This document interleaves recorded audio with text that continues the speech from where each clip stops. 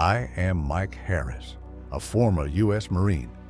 I had been to Iraq, then Afghanistan, where sand, wind, and blood mixed into a stench that never leaves your memory. Our mission wasn't only to fight the Taliban, but also to fight the ghosts of war itself, sometimes quite literally. This is one of the stories that still burns vividly in my mind. One night, our squad was ordered to enter an abandoned hospital outside Kunduz, Afghanistan, winter 2009. We had reports that at night, strange noises echoed inside the abandoned hospital.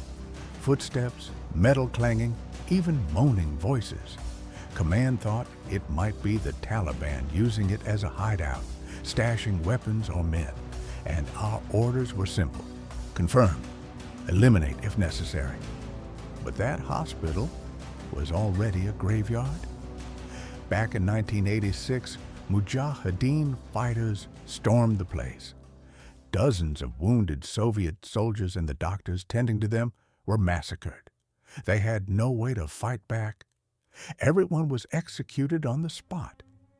Since then, the hospital was left to rot. Bullet holes and blood stains still marked the walls. Scratches of desperate fingernails were carved into the plaster. Locals called it the House of Crying. No one dared to approach, and now we had to go inside. The villagers avoided the area completely. An old man even blocked the road, warning Sergeant Miller in Pashto, "Do not go. You will not return. That place is not for the living. The dead still linger there." Ramirez scoffed. "Ghost stories. Just to scare kids." But Miller said nothing. I noticed his hand tighten hard around his M4. When we arrived, the hospital loomed like a massive, decaying block of concrete. Windows shattered, rusted steel beams exposed, ceilings caved in.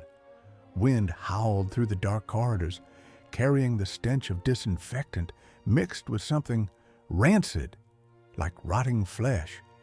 Johnson, lugging his M240, breathed heavily. "Hey, you guys hear that?" We froze. Somewhere in the wind came a faint metallic sound, slow, steady, like surgical trays being moved in an operating room. Evelyn shone her flashlight and whispered, "It's like someone's still working here." We pushed deeper inside. The hallway stretched endlessly. Bloody handprints smeared along the walls, dragging toward the operating room. Jackson muttered, "What the hell is this?" Miller hissed, "Keep formation. Move!" As we passed one room, Ramirez swept his rifle inside. I glanced in, and my heart nearly stopped. A patient, wrapped head to toe in white bandages, was convulsing on the bed, eyes wide open. But when I blinked, only a rusted, empty bed remained. I didn't say a word, but Evelyn caught my look, and she nodded. She saw it too. We reached the main operating theater. The steel door creaked open. Inside, an operating table, rusted instruments, an IV still dripping as if used moments ago. Then, the moaning began. Weak, broken.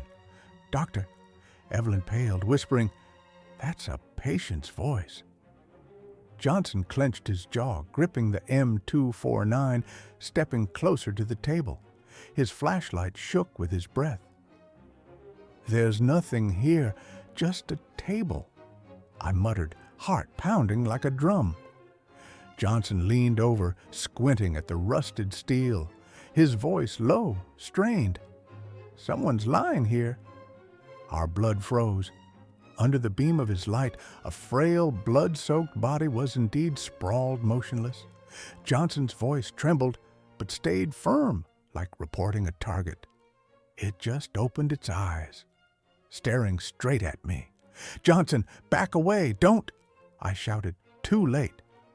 A black, blood-stained hand shot up, clamping onto his arm. Johnson screamed, his machine gun crashing to the floor. Ramirez roared, "Fuck this! Let it go!" and unleashed a full burst from his M4 into the figure on the table. Muzzle flashes lit up the theater, dust and plaster raining from above.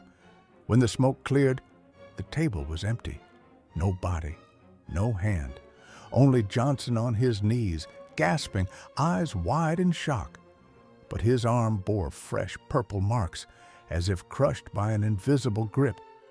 Sergeant Miller barked, voice hoarse, "Hold formation. Nobody splits up, understood?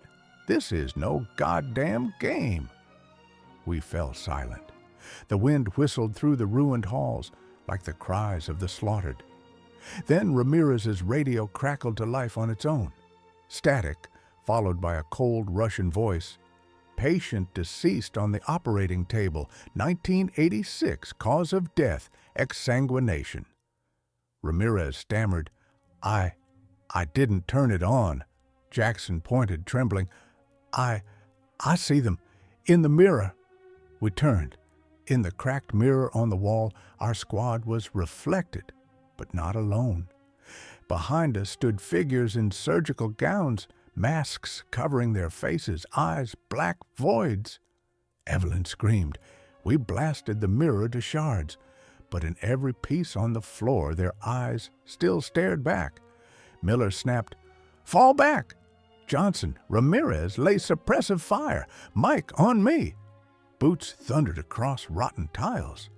Breath ragged, flashlights swung wildly. Ramirez fired controlled bursts into the shadows, muzzle flare illuminating twisted faces that vanished when the light died. Johnson raked his M249, brass shells clattering as the hallway erupted in fire and echoes. Miller kept us tight, backing us step by step toward the main doors. Finally, the rusted gates burst open and we spilled into the night. The freezing Afghan wind hit our faces. The sky was black, but out there it was brighter than anywhere inside that death trap. We stood in silence, chests heaving, hearts hammering. We thought we were safe. Then my radio hissed alive. A Russian whisper slithered through. "The operation is not finished. Next patient." I flinched, ripping the radio from my vest and hurling it into the sand. But the dry, rasping laughter still echoed inside my head.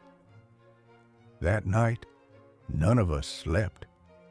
We had escaped the hospital, yes, but the feeling of being watched from the dark never left us.